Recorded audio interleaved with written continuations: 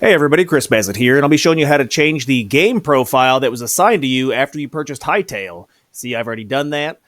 So really fast, you just want to go over to hytale.com, and once you're in on the website, make sure you log in, go to the upper right-hand corner, choose login, and then choose your preferred login account, whether that's Steam or whether that's Epic or an email or anything like that. You may need to actually verify your email with a code. But once you're logged in, go ahead and navigate over to the left where it says Game Profiles.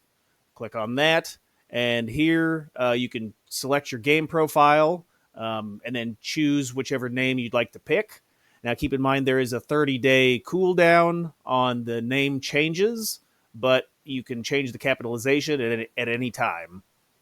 Once you enter your desired username, I think it is between 3 and 16 characters, and you got to follow the rules as far as profanities going.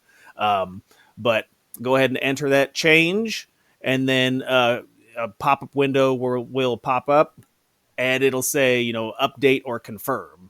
And then that's simple as that. Just say yes, and then you can go ahead and exit out all this.